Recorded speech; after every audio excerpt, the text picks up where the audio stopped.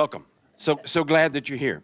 My name is Brent Leisure. I work with you and for you, and I appreciate being here today to welcome and introduce a very good friend and colleague of mine who I've known for many, many years. I met on the back porch of Cabin 9 at Bastrop State Park when I was the superintendent there, and one night I was on my bike and riding through the park, and it was virtually empty at that time of year, and I could hear somebody singing at the top of their lungs, playing a guitar, and it was kind of echoing through the pine trees. I thought, what in the world? And there sat Walt Dabney on the back porch of Cabin 9, and from that very point on, we've become very good friends, and I love him, you know. So thanks for coming, Walt. We're excited to have your talk today. I want to tell you a little bit about him, and then one very short message, and you're here to listen to him, not me. But Walt has about as distinguished a career in conservation and public resource management and serving the public in many different capacities as anybody I've met in my entire life. It's one of those dream careers. It's one that we would all love to have, and many of us have been fortunate to have something pretty similar, but his is really special. Many, many years he served with the National Park Service in many different capacities. Walt was working at these iconic destinations that many of you have seen or dreamed about and always wanted to go, like Yosemite or Mount Rainier or the Everglades, and spent some time in Alaska, I believe. I mean, he's just done some incredible things. Had a stint as the Chief Ranger for the National Park Service out of Washington, D.C., and ended his career with the National Park Service as the superintendent of parks in southeast Utah, to include Canyonlands and Arches. It's just think about that for a minute. I mean, what a glorious career that was. And then we were blessed because he left that and he came to Texas, back home where he was from, and took on the reins as director of Texas State Parks. And I'll tell you that I had the good fortune to work with him, as I said a minute ago, first as a superintendent of Bastrop State Park, later as a regional director, which he hired me for, and then I had the really good fortune of succeeding him in the state park director position. All that time, he has progressively kind of molded me and shaped me and mentored me, and I appreciate it so much. But he's done that very same thing with many of you in this room. He's left an incredible mark on this agency. He professionalized us in many different ways. He better organized us. He laid a foundation by which we could continue to grow, and that's the other message that I just want to share real quickly, that we're just part of this very long line and legacy of conservation with this department. But as you know, our work goes well beyond this department, and sometimes it touches lives, and sometimes it touches lives and you don't even know it. And a lot of your work and your efforts, the fruits of that labor, you may not even see in your lifetime. It's going to be happening generations ahead. And that's the kind of impression and mark that Walt Dabney has left, not only in Texas, but in the United States. He's helped us to really grow and appreciate our public lands. He's helped to grow our public lands, and he's helped us to be better stewards and managers of those spaces and be better at making them accessible in meaningful, lasting, life-changing kind of ways for citizens all across this country and our guests. So with that, I just want to thank you for working with us together on this journey to be good stewards of our public spaces. And I can't think of anybody more qualified or more welcome to come speak to us on that subject. Walt Dabney, come on.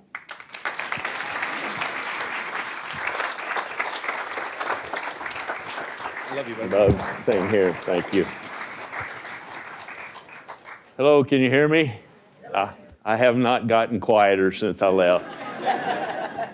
It's good to be back. Boy, it felt different. It felt the same coming up that front stoop walk there. The smells, the feel, you know exactly what I'm talking about. I remember doing that back in '99 when they brought me down here 3 times to interview for this job.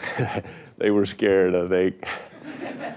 Anyway, thank you, Brent, for a way generous introduction. I had a hell of a good time here. I miss you guys, I really do. It was really a special time in my career, and I can remember sitting out on that picnic table at Cabin 9, and I remember he didn't make that up. I was playing that guitar. The thing he didn't know about maybe is within a couple of days when I was talking back to Moab, Utah, to home, I said, you know, I haven't been here very long, but I think I know who's going to be following me as the director. And there he is. So that was a good thing. I'm glad to be back here. I'm back in Texas right now for a couple of reasons. I came back to Texas A&M this week for my 50th damn reunion. 54 years ago, I was a fish at A&M. And when I got back, John Beal, my friend back here in the back, was at that same reunion. And I don't know about John, but I looked around and some of us have gotten old. John, what'd you think? John is from Austin, does lots of conservation work here with different organizations, been a friend for a long time, and a big supporter of this agency and state parks. Anyway, the presentation today, and I just did it several times to students over at A&M and the professors too, and if anybody here wants a copy of this, leave it on there, get it from Andrea, use it any way you want, make it better. If you get some ideas, some new information that I ought to have in here, put it in. The reason I put this thing together is I went back to Moab, Utah, in huge part because I love the public lands. I can literally load my mountain bike on the car, drive a mile out to where the trails start or ride the bike out there, and I can ride till I can't pedal anymore, and I'm on our land. If I go after a spike bull this year, throw my muzzle loader over my shoulder, I don't need a lease, I don't need anything, I just take off walking on our land hunting, and I just love that. I love that. You got millions and millions of acres, and I'm gonna tell you about it. But one of the reasons I put this together, and a whole lot of things that are in this presentation, I did not know before I started looking at it. I just knew that when people in Utah, and the Utah legislature passed a bill, the governor signed saying, we want the federal lands transferred to the state, which would be absolutely crazy. And things like, we want our lands back. They never were their lands, as we will talk about in here. The federal government has no right or ability to own land. Is that true? I didn't know till I started looking into it. Why do some states have public lands and other states don't? Why doesn't Texas have any? Oh, we're gonna find out why. And it was a fascinating story for me to find out. So I'm gonna get into it. At the end of this, if you have any questions, I'll sure try to answer them, but it's been fun to put together. I hope many of you are into going out and enjoying your lands, and I absolutely do as often as possible. They're varied in any way you can imagine, and I will tell you that the threats to them today are real, and we have to be vigilant. We collectively, and I hope you'll understand why. So let's get into them, as I like to say. This is what we look like today. Now, I will agree with you that the states aren't really that color, but bear with me that that's what we look like now, basically, schematically. That's not what we used to look like. We used to look like this. In 1776, there were 13 colonies, as you well know. I got me a pointer this time. Uli was going to bring me a magic wand. We actually have it in the car, just in case you Well, it's too late now. Tiffany got it for me. This is good. I'm going to get one of these. Anyway, there were 13 colonies. We're at war, 1776. We're going to go for independence. We've declared our independence. They're trying to come up with a way that we can govern whatever we end up with in 1776. They're trying to come up with how we would govern a new country. The biggest sticking point to coming up with the signature or the Articles of Confederation, this is the Mississippi River. Georgia, South Carolina, North Carolina, Virginia, Connecticut, and Massachusetts claimed land that went all the way to the Mississippi River. The other states said, we're not signing any Articles of Confederation until we resolve that issue. So for 5 years during the war, and the war at any time during those 5 years was almost lost. We just barely pulled this deal off. And the colonies argued for 5 years no states would exist. There would be no United States until this question was decided. And the way they finally decided it in signing the Articles of Confederation is they finally agreed that the lands that we would take from Britain were won in common by the blood and treasure, the loss of the blood and treasure of all of us, not just those 6 colonies that own those lands. So what that looked like after the fact are the states that you recognize now were this, and all this land was ceded to the federal government, became public land. So all the way to the Mississippi became public land, and that was resolved under the Articles of Confederation. It stayed that way until the Constitution was signed in 1789. Where'd the rest of it come from? We got this from Britain. This was ceded to us by Britain in the Treaty of Paris, which was signed by the French, the English, and our new government. So we got this by war. And you can see the states that came out of that in addition to the original 13. The next thing we got was we had the Mississippi River, we had no access to the port at New Orleans. We needed a port. So Thomas Jefferson started talking to Napoleon. And Napoleon, if you know your history a little bit, seemed to love fighting anybody he could fight. And the problem was he'd used up all his money. He was dead broke.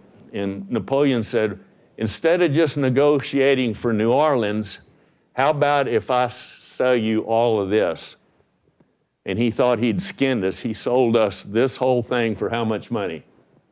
2.5 cents. $15 million for the whole thing. Pretty darn amazing. So, war, purchase. You then had Florida. We were about to go to war with Spain, who owned Florida. Spain owed $5 million. We said, we'll take over that debt for you if we can negotiate this and not fight. Spain agreed to do that, ceded Florida, East Florida, West Florida. This piece and this piece were Spanish. So we got those with cutting a deal. We didn't have to fight, so we got 2 of them by purchase. Then, of course, what happened in Texas in 1836? We had a little fight. We had a little fight in Texas. Texas didn't really look like this after the Battle of San Jacinto. It was about this much. The rest of this came into Texas as a result of the Mexican War. But Texas then was a republic for 9 years. What was the biggest problem in Texas in 1835? Comanches? Okay, that's a good guess. Who owned Texas in 1835? What do you think Mexico thought the biggest problem was in Texas? Illegal immigration, that's right. It absolutely was. They sent Santa Anna up to sort it out, and it didn't work so good. So Texas was here. We fought Mexico in 1846. At the same time, President Polk was threatening to fight England over this piece, the Oregon territories, because if you know your history, the 54-40-year fight, we were going to go all the way to the 54th parallel. This is the 48th.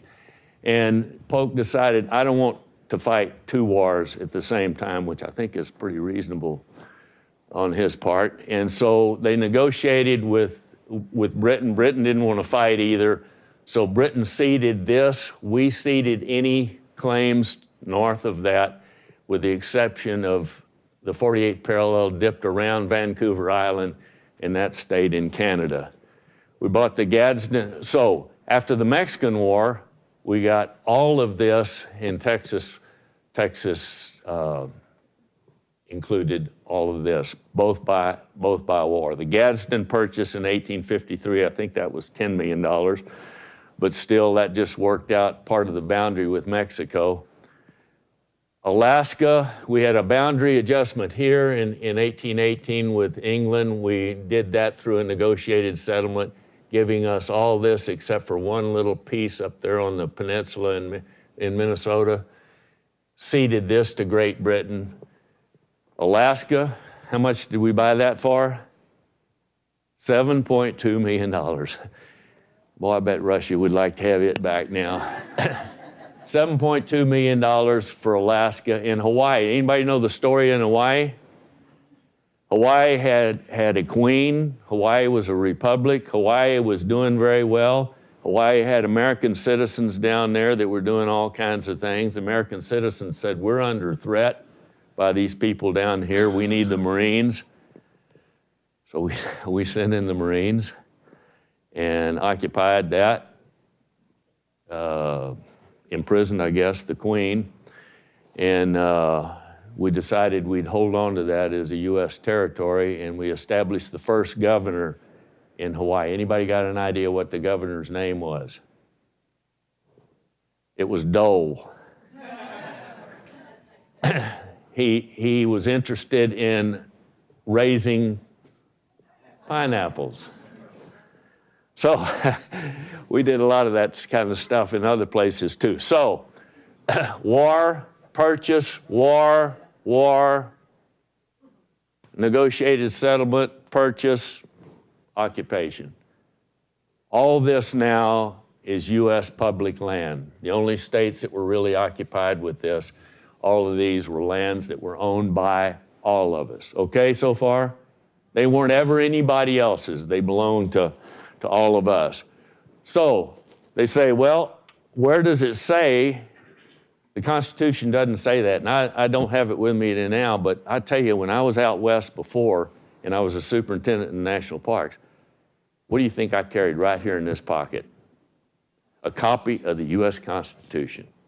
Because I'd get in a conversation with somebody and they'd start talking about, well, the Constitution says this and the Constitution says that. And I'd listen for a while and I'd say, wow, I kind of pay attention to the Constitution and I enjoy, and I'd pull that out. I said, can you show me where that is in here? And they'd take it and start thumbing. Well, I can't find it right now, but I'll get back to you on it. And that was the end of the conversation, because it doesn't say a lot of things people say.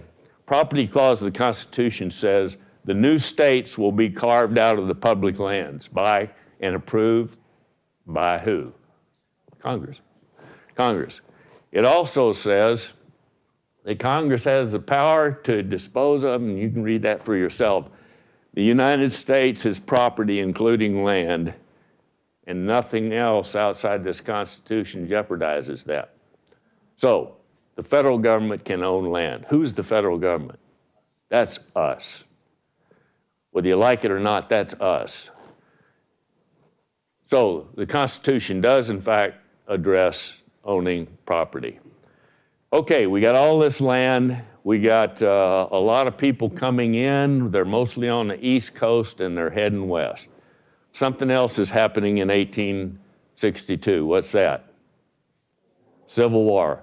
One of the reasons for passing the Homestead Act was to start sending settlers, especially from the north, into these territories so that if they establish a state, they would be what? Free states. No slavery.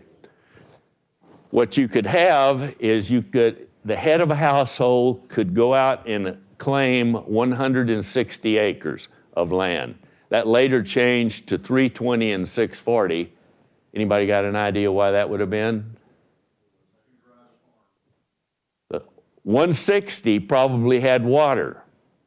320 didn't have as much water, and you needed more land, and 640, the lands were getting more so. But Kevin's exactly right. As they went west, they were grabbing the good land first, because these people were almost all farmers.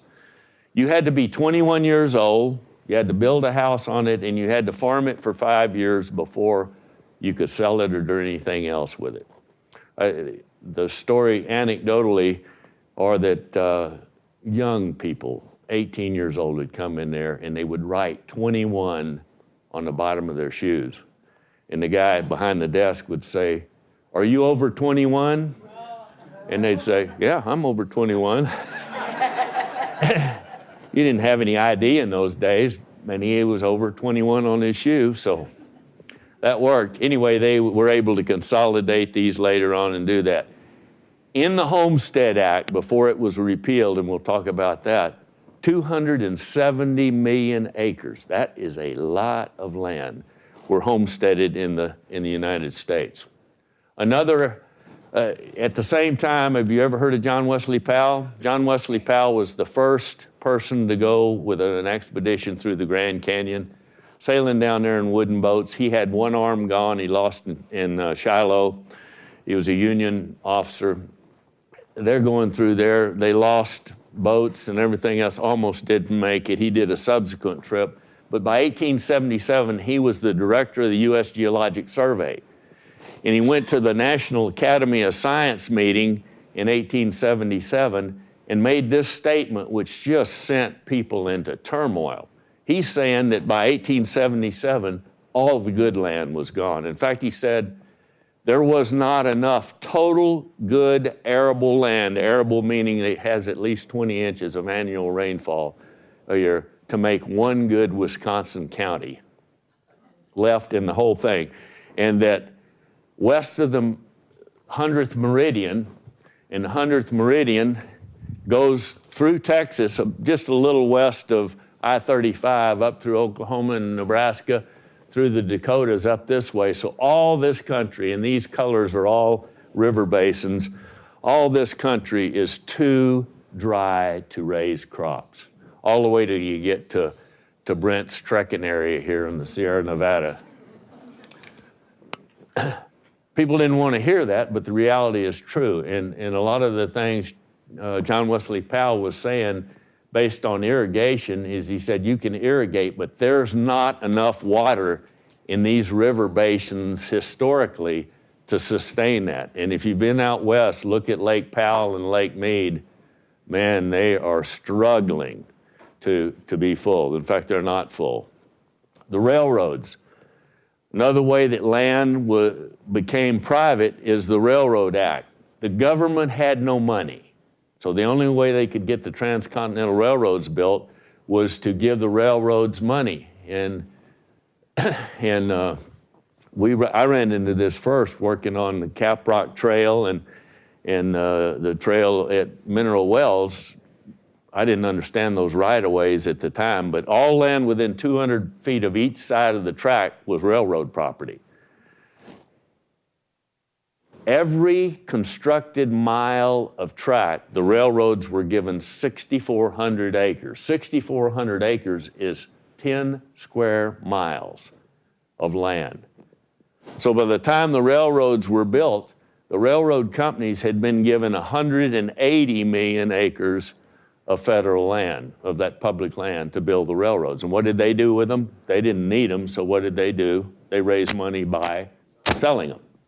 So those became privately held entities. So now with that big bunch of land that we won in war and treaty and all those kind of things, is a lot of it's been claimed and used.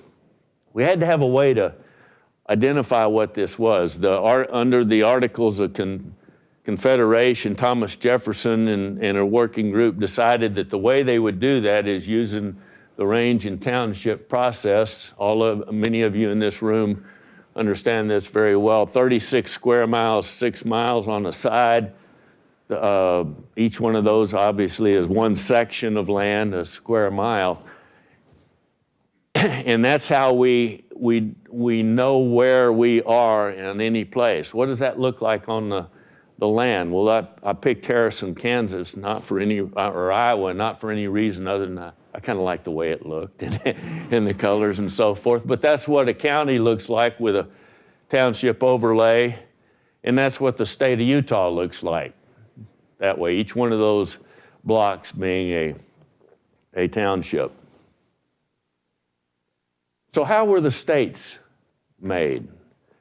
Again, Congress has to decide. People in the territories would petition to be made a state. I use Utah because so many people in Utah talk about things like, we want our land back. Our land back, as if the federal government had gone in and taken it away from Utah.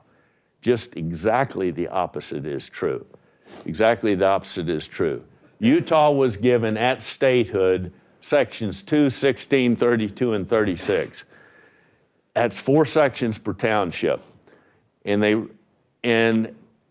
the thing that Utahns hate to hear is what the rest of the law said very clearly in the Statehood Act. Does that say you get any more? It does not. It says that is all you get, and the only people that can change that is who? Congress. Congress of the United States. Absolutely. So that's what Utah got, and it got that because there was no money, and so they got land for it. And they got land, nearly 6 million acres for supporting schools, and you can read those other things, to do the kinds of things you would need to do to organize a state in those days. So the interesting thing, and one of the things I like to talk to folks about out there that are advocating getting rid of it, remember this figure here. You're going to see it in just a second. Nearly 7.5 million acres. Utah Homestead Act and so forth, about 11 million was already in private ownership. State lands that they got in 1896 at statehood, 7.4. This is what they have today, 3.375. They've gotten rid of 4.1 million acres of land. Why? They needed money. That land wasn't making them any money just being public land. So do you guess that whoever bought that land put up a big sign that said, y'all come on in, welcome? No. That's 4.1 million more acres of public land that no longer exist in Utah. And I understand the mechanics of all that, but the notion that we should transfer the rest of the federal land over to them, and instead of the people in 50 states paying to maintain them, Utah has to maintain them, is absolutely crazy talk. And so why is it crazy? Well, Nevada got 2,000 acres, and clearly Nevada was not as good of a negotiator as Brigham Young was. Brigham got 4 sections per township, and Nevada got 2. Nevada, look at this. That's what they have left of theirs, 304,000 acres. And so the history of these places is that if they goes to state lands, the state's going to have to part with them because you're not going to make a lot of money on these lands. Remember what lands were left over? They're not highly productive lands. So they're not going to make a lot of money because they're pretty. Unless they have oil and gas or potash or something like that on them, they're a burden. Well, in about this time, trappers started coming back. People started wandering back to east and saying, you won't believe some of the stuff that's out there. There's lands that are on fire, smoking, bubbling, gurgling, and so forth. And people said, man, these guys have been drinking too much of that homemade stuff. Can't be true, so they sent some expeditions out there. One of them, the Hayden expedition in 1871, spent a couple of months in Yellowstone exploring, mapping. What was different about the Hayden expedition is they carried This may have been Brady. Early photographers, that's not a bad picture for 1871. That's pretty cool. Another person they brought with them was a guy named Thomas Moran. If you don't know about Moran, one of the most incredible artists. And here is a shot of the Grand Canyon of the Yellowstone. If you've never been to Yellowstone, unbelievable view. Well, people started seeing this and going, man, maybe this is a real deal. And in 1872, the nation got its first national park. In fact, the world got its first national park. This set the standard in what's come after that, with all 50 of our states having a park system, many cities and counties having a park system, and indeed 100 plus countries around the world now have their own park system. And it started right here with Yellowstone. And Yellowstone, the concept that you'd set aside something for everybody, not just for wealthy people or royalty, and we didn't have any royalty, but many of those people had come from places that did have royalty and nobility. Well, when they set aside Yellowstone, you know, we think we have controversy today with local opposition to the thing. Yellowstone, same thing. The Helena Gazette said this is going to destroy Bozeman. When they established Grand Tetons, and this is just an aside, when they established Grand Tetons in the 30s, the paper there said, this will make, establishing Grand Tetons as a national monument will make Jackson a ghost town. Have you ever been to the ghost town of Jackson, Wyoming? You better have a reservation, because anyway, they said nobody will ever get there. Why in the hell would you lock up all this country? Well, I worked there first in 1969 as a student trainee from A&M. I went back 2 years ago. 4 of us went and volunteered at the Ranger Museum at Norris Geyser Basin. I could not believe 4 million visitors. 4 million. People coming in could not find a place to park. What's really good about it, in my opinion, is in 1969, 99% of the people walking in the visitor center at Old Faithful were white. Now, it is completely diverse. It is just, I think it's wonderful. But people are, and they come in the Ranger Museum from Bulgaria and Romania and China and Japan and all of Europe, and you sit there going, wow. And they're coming because we got some special stuff. Anyway, the legislative delegation worked diligently to keep the park funding. In fact, they did it so successfully that finally, to keep Yellowstone from being toted away by timber thieves and that kind of thing, they sent the Army in. If you've been to Yellowstone, Fort Yellowstone was at Mammoth, which is now Mammoth Hot Springs. And the buildings there that are now housing and administration buildings, those rock buildings, that was all part of Fort Yellowstone. The Army built that and staffed it. By 1902, there were some national parks. Something else happened in 1902 that forever changed the United States from a conservation standpoint. What we have today would not have happened if this hadn't happened. What happened in 1902 presidentially? How did Teddy Roosevelt get in there? Teddy Roosevelt was the vice president and William McKinley was assassinated. And I am very sad for the McKinley family that he was assassinated. But if he hadn't have been, this world would have been a very different place. How so? This guy showed up. And this guy did a lot of things for conservation. He did some things that probably weren't so good in other ways, but we needed him there. Teddy's philosophy was this, which I think is pretty outstanding. He went to the edge of the Grand Canyon, looked into it, and he said, what you see there cannot possibly be improved by anything man could do. And so he tried to get Congress to pass a national park bill. It failed 3 times. The local hostility, and we're experiencing that today, where this administration just at least proclaimed that they're deauthorizing 2 monuments that were established by a couple of the last presidents.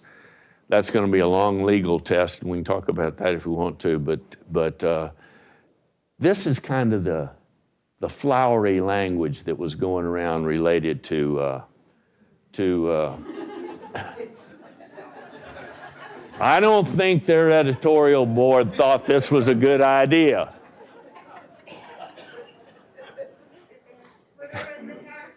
Huh? That was Twitter, Uli. President Roosevelt then turned around and said, okay, fine, we're not going to turn it into a mining district. We're not going to dam it. We're not going to do anything else. It's going to be a national monument, which he did. And they fought it forever, unsuccessfully. And I think in 1919, it became a national park by act of Congress. 1905, Forest Service is established. This is another bunch of information I did not know. Forest Service was established. Gifford Pinchot, if you want to read a really good book, read the Big Burn. And it really talks a lot about this guy who was a weird stick. He and Roosevelt had an interesting relationship. When they got tired of whatever they're having to do with it today, they went to the basement of the White House, put on their boxing gloves, and just beat the hell out of each other. The president and the chief forester. And they enjoyed it. They really liked it. Pinchot was interesting in another way. His dad made a huge living, a very wealthy man, he was a timber baron. He absolutely destroyed forests. And when Gifford came along and said, I want to do forestry too, he said, you're going to do forestry. I'm sending you to Germany and France to silviculture school, and you're going to come back and fix what I destroyed. That's interesting perspective. He not only did that, he funded the Yale Forestry School, his dad did. Anyway, Gifford graduated from silviculture, worked with the Yale Forestry School, became the first chief forester. His philosophy was this, which the Forest Service still tries to utilize, which I think is another really important philosophy in guiding life. This is what logging looked like in those days. And a crew like this that you see here, these guys would do this.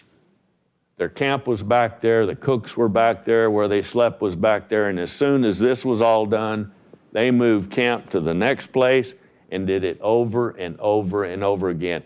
By the time of this picture, we had the possibility of destroying all of our forests. As soon as the forests were gone, this is what went in.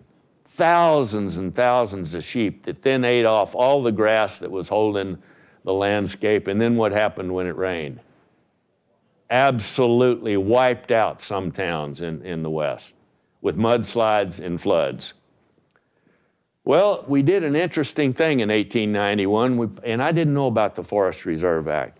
We passed the Forest Reserve Act, which is very similar, it was somewhat similar anyway, to the Antiquities Act. Forest Reserve Act was passed under President Harrison. It allowed the president to set aside forest reserves from where? Our public lands. Absolutely. It didn't let you go take it away from private lands, carved it out of the public lands because they perceived that to be a higher and better use for it to be a forest reserve than just public domain. And if you remember, those lands were still subject to homesteading. Signed by President Harrison, who set aside 13 million acres of forest reserves. Then Grover Cleveland set aside 25 million. And then McKinley, before he was assassinated, set aside 7 million. And then Teddy came along. Do you know how much land is in the National Forest System right now? Right at 200 million acres. Add that up. If they had not done that, those lands would have been homesteaded, clear-cut, private. All of you that use National Forest, in fact, this one is right above where I live right now. Teddy set it aside in 1906. the San Juan just across the boundary in Colorado in 1905, the Dixie in 1905. Pinchot would sit down with his Yale forestry students over a desk, take a topographic map, and they would draw the hydrologic information, topographic information on there, put it in a presidential proclamation. Teddy would sign it, and it was a forest. People say, that's presidential overreach. Bull. We wouldn't have it if that had not happened. It just wouldn't have. So Teddy's conservation philosophy, which I think is another one, great one, next to defending the nation from attack, how we take care of this land and leaving it better than we found it should be our greatest goal. So what did Teddy do? I'm pretty high on Teddy Roosevelt. He set aside over 230 million acres of public lands, over 100 national forests for a total of 150 million acres of national forest. 51 U.S. Fish and Wildlife Service refuges, which were called bird refuges initially, in many cases set aside because the plume hunters were absolutely about to completely destroy many of the bird populations, and we did successfully destroy a number of them. So 5 national parks were passed, and he signed the Antiquities Act in 1906, which I think the first one that was used for that was Mesa Verde. And then he set aside 18 national monuments. If you think about it, if what the president did with Staircase Escalante and Bear's Ears were to prevail, then whoever's the next president, including this one, can just go undo whatever Teddy did, just say, I don't like it. It makes no damn sense, and this is an aside, that you as president can set up a monument and you as president can come along and undo it. And what we think will be the outcome of the lawsuit, and if it's not, Congress needs to either say, okay, our intent is that if you undo a monument, only who can do it? Congress. That's the only thing that makes sense, and hopefully it's in the DC court right now, and it will be decided. And so by 1916, there's 35 national parks. The War Department is managing some of them. They're still in Yellowstone trying to keep it from being hauled off. And Department of Agriculture, they decided we need an agency that can manage these national parks specifically, and the Park Service was established in August of 1916 to do just that. With this mandate that we manage these in such a way that we provide enjoyment today, but we pass them on unimpaired to future generations, which really fits the other agencies too. Even if you're in a conservation agency, it doesn't say the goal is through conservation to destroy them for the future. You use them in a wise way that perpetuates that. So the National Park System today is the repository for the best of our cultural and historic resources, the places that make us who we are as Americans, and those special, unique, natural places. Nobody else in the world has redwoods that I know of. Nobody else in the world has Yosemite Valley or Grand Canyon or the Everglades and lots of other places as you can think of. So what does it look like now? The colored pieces of the federal lands. The yellow is Bureau of Land Management. The light green is Forest Service. I forgot I have a sword. The dark green are national parks. These are Native American reservations, and the blue are, anybody got an idea? Huh? Nope. But they're up there, but they're pretty small. Military bases, ranges, and that kind of thing. In total, this is what we have. BLM, Forest Service, somewhere between 190 and 2 million. The total in the U.S. is 2,275,000,000 acres. 640,000 of that is federal, and if my Aggie math is close to right, that's about 28% of the country belongs to you, us. You're here working, I'm gonna be out using it. Patrolling it for you, patrolling it for you. Federal Land Management Policy Act, this is a very important one, in 1976 was passed, called FLPMA. If you hear people talking about FLPMA, it repealed the Homestead Act. You could homestead until 1972. That's pretty amazing. In Alaska till 1980. This is the important piece of this. Before 1972, the purpose of the General Land Office, which then became the Bureau of Land Management in 1946, I think, was to dispose of the federal estate, make it private. And in 1972, Congress said, whoa, wait a second. We don't want to get rid of any more of it. So what this law clearly states now, in Utah and Wyoming and some of the ones that want their land back, don't like this. Because it says that if that happens, the only way that can happen is what? Congress has to agree. And why would members of Congress from 49 other states agree to give up their constituents' land to someone else? It makes no sense, none whatsoever. They say, well, and FLPMA dealt with this. They say, these federal lands don't pay property tax, so they're just a burden to our state. Well, FLPMA fixed that by putting together PILT payments, payment in lieu of taxes, to the states based on a formula, your population, receipt sharing, and the acreages of your county and state that are publicly owned, plus 25% of federal timber receipts, 50% of mineral lease money, and 12 to 50% of grazing fees. For example, in Utah last year, that was $40,715,000 for the federal lands. Now remember that figure, nearly $41 million.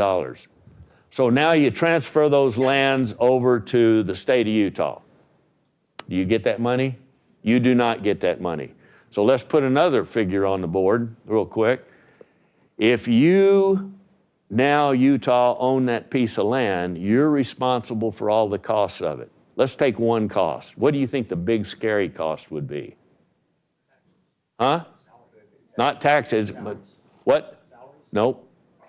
What? Fire. That's what it cost in 2017 to fight fire in Utah. You lost 41 million because you're not getting the PILT payment anymore, and now you got to eat 47 million because the other 49 states aren't going to pay for it anymore because they don't own it. Impossible. So what are you going to do with that land? You're going to sell it. And then we're not going to have access. This is one that is a really interesting discussion to me, is grazing on federal lands. I'm not against grazing on federal lands, but in my opinion, it should be done at market rate. Because if it's not done at market rate, it encourages grazing where? In places that make no sense. Because right now, the grazing fees, this administration reduced them from $1.87 to $1.41 per AUM. An AUM is an animal unit month. It's one cow, calf, 5 sheep or 5 goats, whatever it is. That's what you pay the federal government to do it. That's low. And if you are ranchers and you have federal grazing permits and you are having to lease any additional land you want from private landowners in Utah, the average cost to rent private land per AUM is $15 an AUM. So he is getting a 100% subsidy against you because all your other costs are the same. If you're in Wyoming or Colorado, it's $17. In Wyoming, it's $20. In Montana, it's $23. And in Nevada, because it doesn't have any water, is $11.50, still way more than $1.41. Where'd I get that? Not out of the air. That's from the U.S. Department of Agriculture's website. Go to it and look at non-irrigated pasture land, and it'll show you what that is. That needs to be visited. That truly needs to be visited. And if you're going to do it in Colorado, the federal government ought to be charging $17. And if that's too much for what you're going to get out of that land, that's probably a good thing. That land is getting the hell beat out of it when that cow has to walk a quarter of a mile to find the next bunch of grass anyway. But where are they going in land like that? Where are the cattle or riparian areas? And they just completely destroy riparian areas. Texas lands. This has been one that people, you're from Texas, you don't have to put up with these federal lands. That's why I'm in Utah, because there are some. Texas is 95.8% privately owned, according to the website. How did that happen? Who knows? We came in and kept all of our own lands, yes, but those lands were what? Traded for what? When Texas came into the Union, when Texas became a country in 1836, did anybody already own land? You had Spanish land grants and you had Mexican land grants. And those totaled already 26 million acres of Texas when it came in that were valid existing property ownership. Those didn't go away. Something I didn't know about were Republic of Texas head grants. You know what those are? We gave a lot of grants to retired military soldiers. Not just soldiers. We did. If you fought at the Alamo, Goliad, during the war, whatever, you got land. We paid you because we had no money. We paid you in land. If you were a head of a household and you were there at the time of the Revolution, you had a primary Republic of Texas head grant. You had a primary head grant that was worth 4,600 acres. One league, a league is a little over 4,400 acres of grazing land and one labor. I'd heard of league and labor all my life, but I didn't know what the hell they were. A league is 4,400 acres plus of grazing lands. A labor is 177 acres of farmable land, cropland. And you got that as a head of household. Then there was a secondary, a tertiary right, and so forth, depending on when you got here. So that used up another 36 million acres. And then as we said, Texas war veterans, if you fought in those wars, they had no money to pay you, they paid you in land. So that's a lot of Texas. By 1900, anything that was left that had not been appropriated in any of these others went into the permanent school fund, which was fun to know. 2% federal, Big Bend. People say, well, you got national parks down there. How do we get our national parks? Were they carved out of the public estate? They were not. Texas didn't have any national parks. In 1940-something, the people of Texas did what? They bought up a bunch of ranches and gave them to the federal government to make Big Bend National Park. Same thing in Guadalupe. Those were ranches bought up with willing sellers to make Guadalupe Mountains National Park. So that's how Texas got its. Okay, some challenges. Let's go into challenges. In addition to people right off the bat arguing against the establishment of national parks and opposing them, we didn't get it right from the start. Yellowstone is an incredible place. I absolutely love it. Just part of the soul is there. But the common problem, and Brent and Rodney and all of you know from state parks, what did we do wrong when we established every park? We made them too little. And it's not just being a park guy greedy for them. We made them too little. Every single park we have, whether it's a state park or a national park, if it isn't already, and many of them in this state, and I did lots of presentations on this, it's too late. They're going to be surrounded by uncompatible development or use. Houses.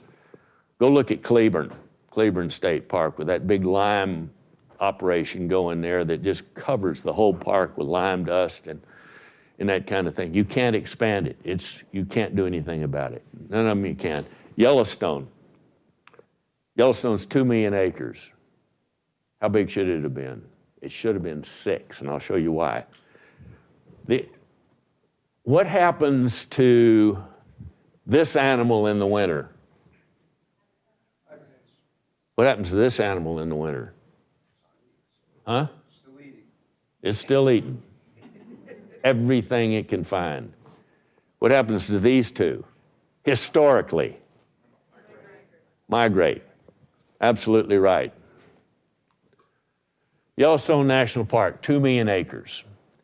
Anybody know what the elevation is of this? It's 8,000 plus feet. It's a high plateau lodgepole forest. Yellowstone Lake. In the winter, that's 60 below zero and 20 feet of snow on the flat. What do you think those bison and elk did? They came, for the southern herd came roaring right down through Tetons. If you've ever been to Jackson to the National Elk Refuge, you see these big fences there. Those fences were not to fence the elk in. What do you think they were for?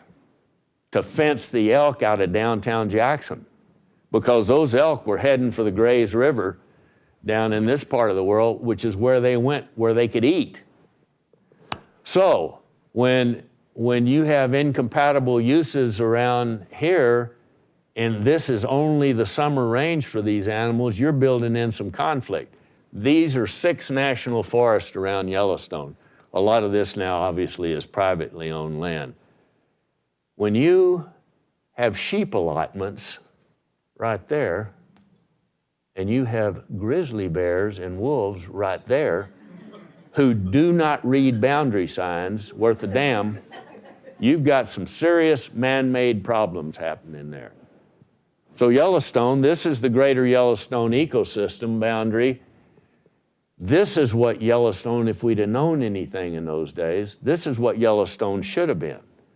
And how do you fix that? I don't know. There's going to be huge opposition, but the thing you could do, since these are still federal lands, is to change your management structure so that you manage for the greater Yellowstone ecosystem and don't, for example, put cows and sheep and goats into that country. That's not a huge sacrifice. Just by taking actions like that, you could manage this so that, as the Yellowstone Act says, you maintain it in its natural condition, which that isn't. And of course, the ranchers down in this part of the country, because of bison and brucellosis, want every bison that wanders out of this boundary here or this boundary here killed, because those states are brucellosis-free states. The big problem is the biggest carrier of brucellosis up in that country are not the bison, the elk. They don't want the elk shot because they want hunters to shoot them. So you see from where you sit, so to speak. Another one, anyway, if we want Yellowstone to look like this in the future, we've got to do some things before it gets much later than this. One I know very well is the Canyonlands complex, Canyonlands, Glen Canyon, Orange Cliffs unit of Glen Canyon. When they were discussing establishing Canyonlands, it would have been something like this line here, which is, as I'll show you in just a second, is a huge bowl, an erosion basin. One senator, a Democratic senator named Moss, wanted a 1 million acre park. The Senator Bennett, Wallace Bennett, wanted a 30,000 acre park right there. And so they started the very illogical political arguing that finally resulted in 257,000 acres, plus they added the maize, so it's 335,000 acres now, instead of 1 million. Well, what does that look like?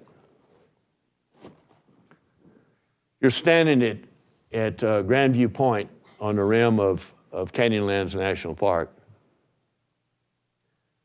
Right there is where I used to go when I got fed up to here with whatever was happening for the day. I'd put on my flat hat and I'd head for the door, and Penny, my assistant, would say, "You going to the island?" And I said, "Yeah." And I'd walk up there to Grandview Point, and visitors all over the place. I walk out there in that uniform, and it was just like iron filings to a magnet, you know.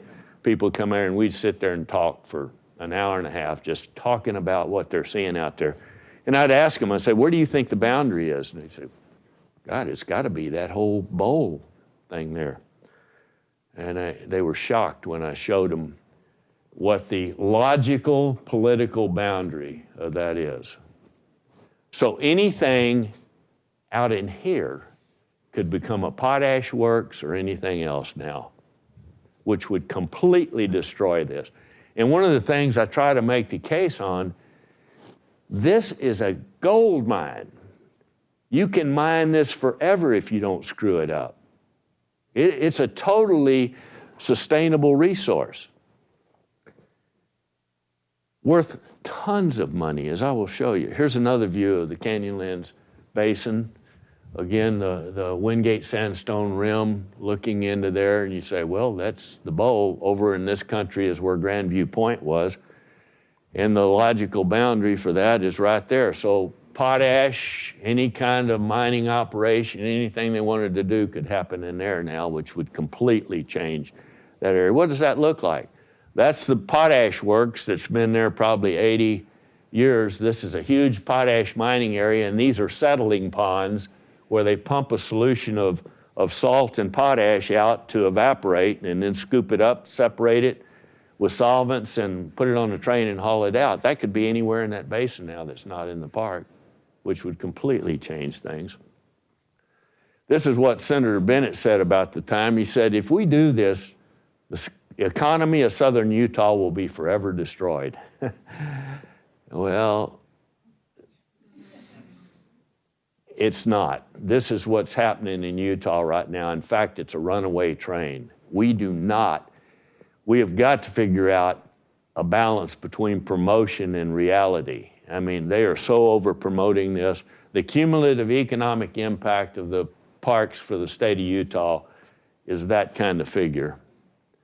A bunch of jobs, visitation just going through the roof constantly. We're trying to figure out reservations and everything else now. The value of outdoor recreation for Utah is that kind of figure, and that's from the Outdoor Industry Association. Dabney didn't make that up. Grand Canyon, interesting story. You remember they opposed Grand Canyon? In 1995, I was in Canyonlands, and we got the orders to shut the parks down, which is awful. I tell you, you got your rangers out there, and visitors from all over the world are coming to the gate and saying, what do you mean it's closed? We've saved forever to come over here. I'm sorry. Anyway, it's a terrible damn thing. Well, it happened in 95 at the Grand Canyon. Remember, those locals didn't want it. What do you think happened in 1995 at the Grand Canyon? The governor of Arizona sent the National Guard with the Arizona State Park staff to the gates of Grand Canyon and said, we're going to operate this. And the superintendent said, Governor, that ain't going to work that way. They finally negotiated a way that over the next 30-something days that the park was shut down, Arizona paid to keep it open. Why do you think they were willing to do that? It's worth millions a day to Arizona to have the Grand Canyon operating. Those of you that are in there talking to people about parks, especially legislators, you can't just talk about philosophical things like resource protection and how important they are for recreation. You hang the real dollar figures. That's why we worked with John Crompton to get those dollar figures on the value of parks. You make the sale that This is a hell of an investment for the state of Texas or for the United States, and it's absolutely a true story. I just came back from Costa Rica. Number one piece of their economy is tourism. If Moab did not have tourists, you can't just sell crap to each other and make a living. I mean, it just doesn't work that. Well, this is being recorded, isn't it? Anyway, in 1969, this is in Yellowstone, out at Fountain Paint Pots. I used to walk around here as a 22-year-old ranger. I actually was 22 at one time. 22-year-old ranger looking for somebody that wanted to talk or take a walk. Now, you can't even get through there. Recognize Enchanted Rock? I'm making Enchanted Rock famous, Rodney, so you can get some more visitors there. This is so typical all over the country of what's going on now with visitation. This is Arches. This is where I live now. Highway Patrol shut this down, made the park shut the gate because they couldn't keep this U.S. highway open with people waiting. And think of that, they're waiting, if they're out in here, they're waiting an hour and a half with a damn car idling to get into that national park. And then they can't park. We're going to have, not just in national parks, this is a huge problem right now. I was in Canada for 20-something days, which you can do when you're retired. It's just packed up there. People from all over the world. The middle class is getting bigger in a lot of places. China's got 3 billion people that would like to live just like you do and want to travel. And they have more freedom now and they have more money and they're coming by the busload. And it's just amazing. Anyway, I'm going to wind it up now. Whose public lands? Absolutely right. I was coming back from 5 days of fishing and kayaking on the John Day River in Oregon, and I saw that and I said, I know where I'm going to use that picture. Regardless of what you like to do, the public lands have got it. The coalition now, if the fight against taking away the public lands were just environmentally oriented people, we would not prevail. The people that are carrying the day on this, in addition to working collaboratively with the environmental crew, are backcountry fishermen, off-road vehicle users, and there's thousands of miles of roads like this that you can travel and camp and walk and do all kinds of things. This is one of my favorite things to do. This is Moab, and pretty nice built trail, huh? Doesn't get muddy. Brent, you better come back. Hunting. I mean, when I'm doing this presentation elsewhere, I went to the TPW website, wildlife website, and pulled up hunting leases. And I went to Uvalde County, which is where I was from originally, and pulled up the 2 that were on there, and I've got them in here. And I put those up, and people went, "You can't be serious." I asked somebody in a class the other day, "Do you let people on your ranch?" He said, "Yeah, but not for any trophy hunting or anything, but I'll let them come on my ranch for $1,500 a gun. I'm gonna buy a hunting license and I just go hunt." And $1,500 is cheap in a lot of places today. Obviously, river use, river trips, for fishing and camping and whatever, hundreds of miles of this, horseshoes, whatever you like to do are out there to be had on your public lands. Brent, does this look interesting to you? I hope his pack's lighter than yours was. If you like more extreme four-wheeling, that's a road. There's a bunch of crazy people that come out there with $75,000, $100,000 Jeeps carrying spare axles in their rig, and if they can tear up at least $5,000 on that thing, they're just grinning from ear to ear. I don't get it. But even if you want to just come out there and look at the stars and enjoy it and be in a place that you could experience solitude, there's plenty of places like that out there if you get away from the main areas. One of the greatest threats today to all these special places, I'm not kidding you, is this. Because everybody that finds their special place that then posts it and identifies where it is signing the death warrant for it. And I don't know how you deal with that, but it's just a fact. So you need to get out there. And so these places are yours, and I know I'm preaching to the choir here, but you younger people have got to be engaged in this. This is your world to take, and there's not going to get to be fewer of us, and these places are going to be under greater pressure all the time. So I'd take any questions. I appreciate the chance to talk to you. Again, this is going to be here. Tiffany's got that, Andrew's got this, and you can have this and add to it, tailor it to a presentation you're going to do. I hope Kevin's proud of me. He used to have to put all my PowerPoints together, and I actually called him a couple of times and asked him how to do some things, but I actually did this one, Kevin.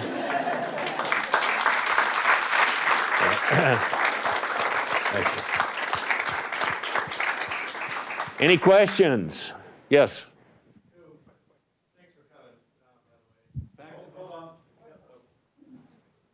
Thanks for coming, by the way.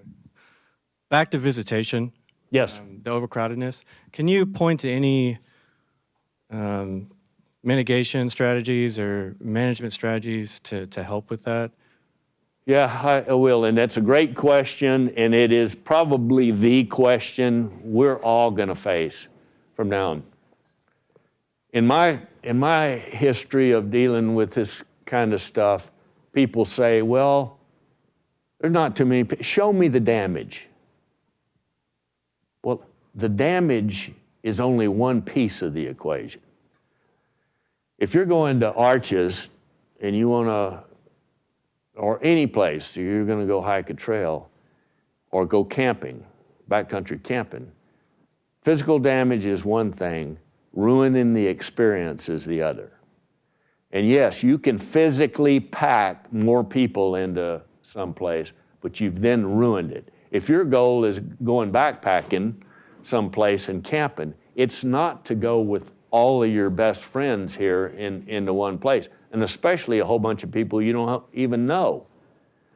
And so how do you balance what's reasonable from an experience standpoint and the resource impacts? The resource impacts to me are the easy things. How do you do with that? One of the big challenges, and we're facing it right now in Moab, Utah with Arches. Arches, you saw the lines trying to get into Arches. If they get in, they can't park. And they just drive around, waiting for somebody to go. So the locals say, the problem is you don't have enough entrance stations. That would get them all in quicker. But then where do they go? Well, that's not our concern. Well, it's my concern. There's not parking. We'll build more parking. And pretty soon, Arches is not a national park. It's a big parking lot in Disney World. And it's really hard to get past that with them. The superintendent at Arches proposed when I was in DC as chief ranger, I get complaints all the time from people who had come from all over the country and wanted to take a tour of the White House. And so they stand there in line all morning. They got there early all morning, and about 20 people before they got to the desk to get a pass for the tour, the ranger comes walking down the line and says, all the tours are booked for today. Well, that's just crap. You know, that's not customer service. So what they've done is they set up a reservation system. Now you're at 2 o'clock, your tour is, so you're going to the Jefferson and Lincoln and all those kind of places, and then you show up at 2 o'clock and go do your White House tour. Much better service. Well, that's what they tried to do in Arches. And the local entrepreneurs said, no, it's going to lose $22 million, which was just plucked from the air. It's just not true. If you think, but you can't convince them that. If you think about it, If you're not standing in line at Arches, maybe you're shopping at their store in Moab until your 2 o'clock time to go into the park. Are you not going to come to see Arches if you want to come? No. You're going to come, but you're going to plan it. If I want to go stay at the Old Faithful Inn in Yellowstone right now, and I don't know that I've got to make a reservation as soon as it opens a year ahead of time, I'm not going to get to do that. And that's true of the caves at Lesko or any place else that you go. You've got to make a reservation. That's where this is going to have to go. But convincing locals that that's your other alternative and keeping the political pressure away from building more parking lots and ruining the destination is the big challenge. It was a great question. And there's a lot going on in Texas state parks to address it. And I don't want to take your time. No, do it. I'd love to talk to you about it afterwards. Rodney certainly will. It's a very complex issue. And share a little bit of it right now. Well, I'll just say very quickly that you first have to establish a carrying capacity, the human carrying capacity on that piece of property. We haven't always done that, and so we're doing that now.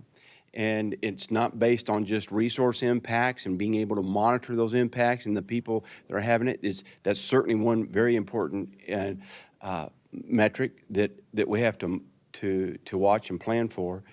But it is the experience. And if you go across the park system in Texas today and you want to access the Devil's River, there is a very limited number of permits that we offer. It's a completely different model than what we've had in the past, and we're exercising and expanding and replicating that model in other places.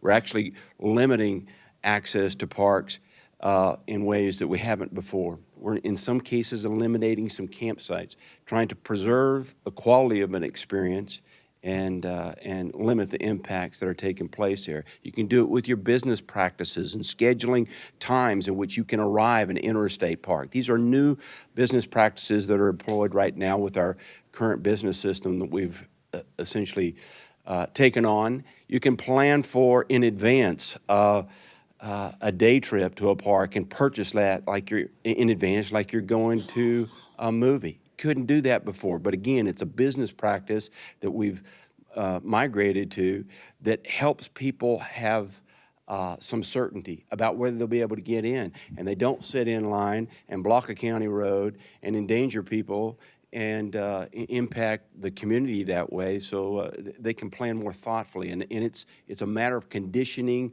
Texans into how to use the outdoors responsibly, and so that's what we're about right now, and there's so much more to it. Yes. Yeah, I'm sorry. Oh, in relation to that, I went to Rocky Mountain National Park, and they had shuttle buses to the popular places, and so you could park outside of the area and then get shuttle buses in, and that worked really well. So that's something to think about. And we are, what Brent said is a great way to go. It is a whole lot easier to take a new park like Devil's River where you don't have millions of visitors already coming and limit it from the beginning than it is go to Arches that's got 2.5 million visitors and tell the locals you're gonna limit how many can go in at a time. The political fight is really, it's a hard sell. Shuttle bus system, Zion's got one too. It sounds like a great, straightforward solution. It is really difficult. Zion, people can't get on the shuttle bus many times because folks just get on there that don't want to walk and they just ride the shuttle bus around and look at things and they don't get off and you can't get on. You get in Canyonlands when it's 105 degrees out there and it's 12% humidity and you're at the Wolf Ranch parking lot below Delicate Arch, and you got a wife and 2 kids standing there in that sun, and you can't get on the shuttle bus because they're all full. Now water's an issue, shade is an issue, sitting down is an issue. How many shuttle buses do you get? Where do you park them? Where do you service them? How many drivers do you need? Where are they going to live? What do you do in the off season with all this equipment? It's really, and it is extremely expensive. So we need to look at all those kind of things, but golly, it's a hard deal. But visitation and overwhelming these places is truly a big deal. That's why I was telling somebody, Brent, the notion, you got to get these other parks open. The notion in a place like Texas where there is no public land and these places are getting having is not to reduce the number of parks, it's to make another bunch more big ones. And if to the extent you can, and we talked about this a bunch, is add to the existing ones too. Make them bigger, make them more viable. Somebody, yeah, Darcy? Yeah, I was going to speak to that actually. We obviously need more public land, more parks, and it just seems like the money for that is where we don't have the money to acquire the land, we don't have the money to run the property, operate the parks that we have.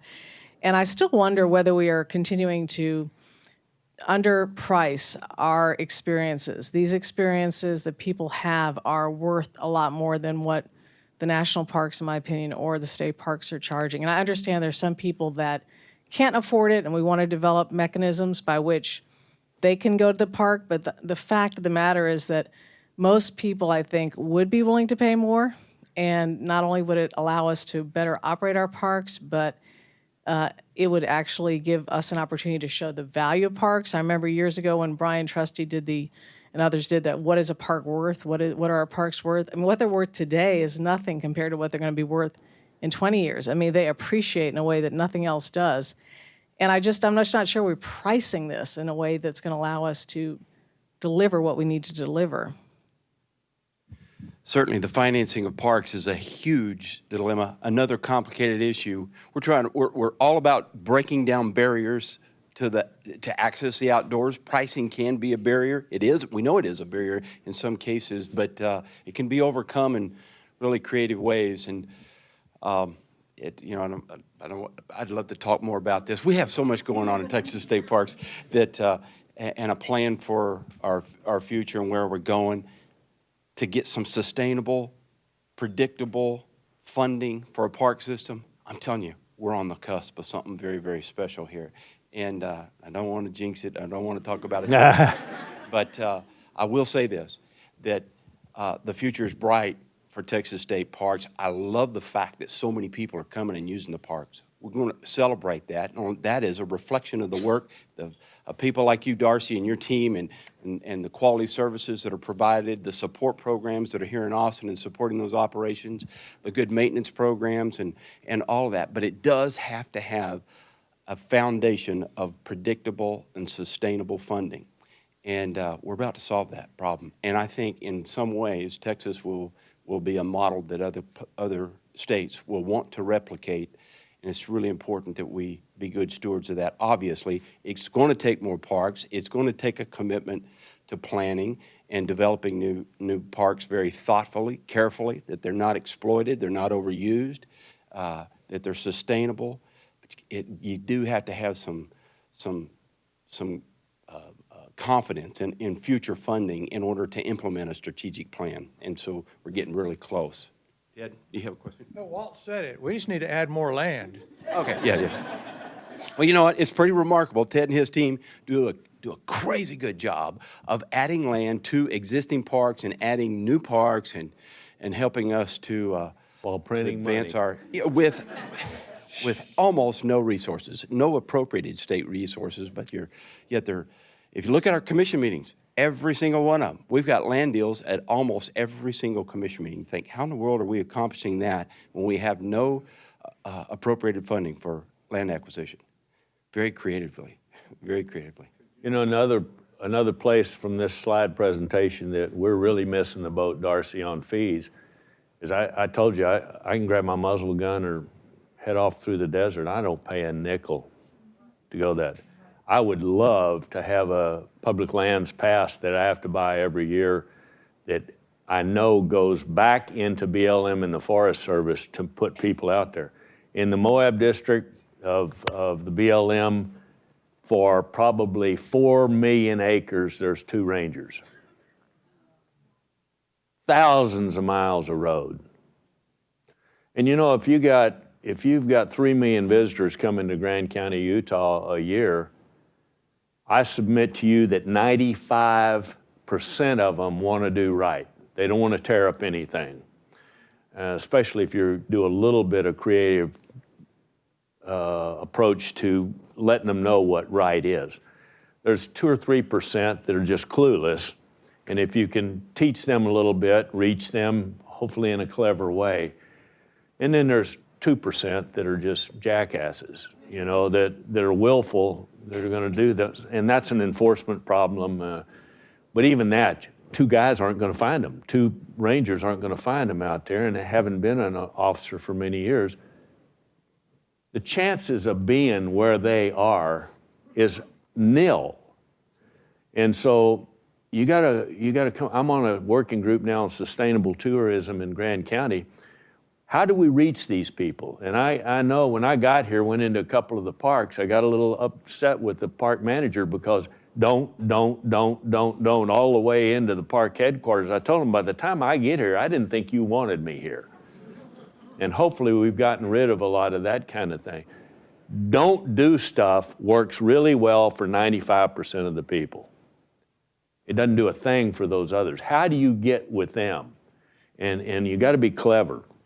And so we're talking about everything from posting clever things in the bathroom. You go to the Brands trailhead for mountain biking in Moab, and every biker before they put their helmet on is going where? In the baño. And so you put a sign on the back wall, you put a sign on the door, whether you're sitting or pointing. You're reading something clever that's going to say, oh, stay on the trail, you're going to, for these reasons. Not don't do this. In that toilet, when I was out there, I went out working with a sewage pumper one day, and it had do not throw trash in the toilet. Thunk! You take that out, and I'll tell you, that's awful work. With your rubber gloves, you're peeling that sack off of there that you just sucked out of the vault. And about the 15th one of those, you say, this is not working well. So now the sign on those things says, please do not throw trash in here, please first. It is very difficult to remove. What did you tell them? You told them why not? And so we need to figure out better ways to do that. But the hordes are coming, and it's going to be really hard because of local people. I think we have a question for Mark. Well, it was more of a statement. I just wanted to say that the good stuff that Brent alluded to, that he didn't want to jinx, is coming. We're hoping that's coming. If my memory serves me, that started about 20 years ago. Those efforts started about 20 years ago when Walt met with George Bristol. And I just wanted to say thank you for those efforts, Walt. Thank you. Absolutely. I did meet, if you don't know George Bristol, you absolutely need to know George Bristol. I didn't know George until I came down here, but some people I had hosted with the National Parks Foundation said, you need to meet this guy, Bristol. And so I called him, and he came over to the office there when I was back here, probably 1992. And I said, George, we are having no luck with the legislature. Those of you that were in parks, we were dead broke. We couldn't buy a uniform. Our cars looked like a dog from every town. I mean, you lined up 6 people, and you had everything from tennis shoes to combat boots and rodeo buckles to whatever else, and Goodwill shirts. And anyway, we were in rough shape. And I said, back to economics. This is not working. These people don't particularly care about philosophy. They're not even aware, and the reality is in Texas is a lot of the people in the legislature have a ranch or have access to it. They don't use parks. Not that they're against them, it's just not on their radar screen. And so I said, we've got to get something going with them that relates to the economic value, because all they see is parks cost this much to operate, and this is all the money you're bringing in. What they need to understand is this is how much they bring in, and this is how much they cost, but look how much they generate. And we can't do that ourselves. If we do the study, it means nothing. So George raised the money and contracted with John Crompton at A&M, and now there's 2 or 3 iterations of that. Yeah. Lori's comment is right on. It was one that I was about to make here towards the end, and I was just going to suggest. No, I'm glad you did. I'm glad, thanks for doing it.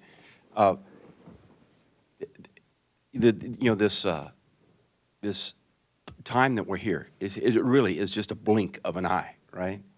And at the end of the day, we're trying to build stewards. We're trying to provide experiences and that are so meaningful, so powerful, so transformative in people's lives that they actually change the way they spend their life, their free time, and their resources. And lo and behold, at the end of the day, become stewards, just like you and me. And that's what's essential, that we take it to the next generation and the next generation. I'll tell you, it's very, very cool for me to stand up here with Walt and think of Rodney right there and the other people that are, you see a generational difference and a shifting from one generation to the next and you're going to be passing that torch on to the next person that's going to be taking your role, this very critical role that you have, and take it further into the future. I think of it in these kind of terms. It's like planting a seed, and you're not going to harvest till much later. Sometimes ideas, concepts have to be nurtured and planted and talked about, and it takes a long time to build advocacy. It takes a long time for people to really understand and buy into the concept of their role, their responsibility, and stewardship. And this chase for sustainable funding and predictable funding, I assure you, there's 50 states in this United States that are after that. There's only very few that have captured it and where the people have stood up and said, we believe you, we agree that we're going to commit to something as a community and invest in our future with sustainable funding for parks, local parks, state parks, national parks, at all levels, this community of parks. And when I say that we're on the cusp of things, I think that we are, but the seed was planted long ago, and it's taken generations of nurturing it all along. And then once it starts to bear fruit, you have to wait till the fruit is ripe before it's ready to pick, right? We're getting pretty close. You see it starting to turn, and you see the interest and the demand for people getting into the parks. That's a reflection of everybody here's work and the great experiences here. I'll tell you what, I've had some of those pictures.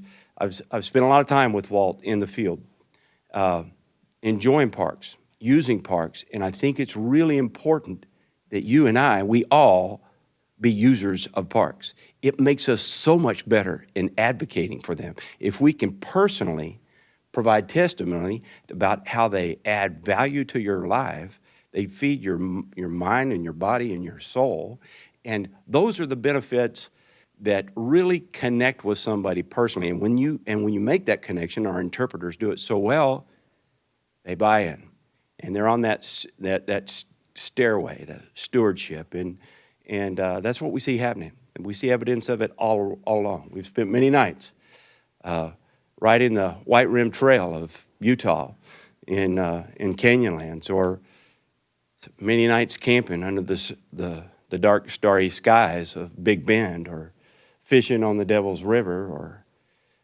riding trails in state parks in Texas. We've enjoyed some of those adventures together, and I just encourage you to take advantage of what's available in your parks, on your public lands, because it's going to make you so much more effective in carrying out your mission. And there's more to come. There's more. Let me just close. I think, here, you've got I don't need, I just really appreciate the opportunity to have been here and visited with you. You know, one of the things I said at every annual meeting is if I leave here after the project we all did together in state parks, Dabney didn't do it, we did it. But I've run a lot of operations in the last 43 years, and one of my greatest concerns, because I've seen it fall out, is I compare it to an infantry company leader or a captain of a ship or whatever it is.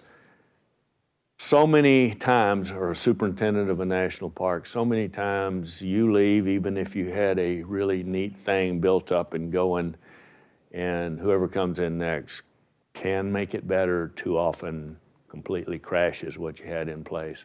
And I told them at the annual meeting, if I walk out of here and this all comes apart because of me, then I have totally failed, totally failed. And I meant that seriously. So when Brent got picked to follow me and Russell came in to follow Dan, you know, that's exactly how I'd seen it going. And so every time I talked to them, which was not to tell them what they needed to be doing, I hope, but to say, man, I'm feeling good about what I'm seeing. Who's next? And of course, Rodney and Justin were right there and hovering around, and here they are, and here they are. And the only question I've asked Rodney and Justin, you got somebody coming behind you that are ready to go, because all it's doing is getting better, and that's such a good feeling for me.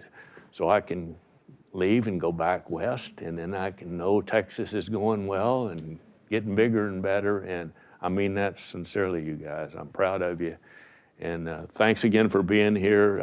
I've loved the opportunity to get back, and it's always good to go out and use those places and love them. Thank you. Best to you.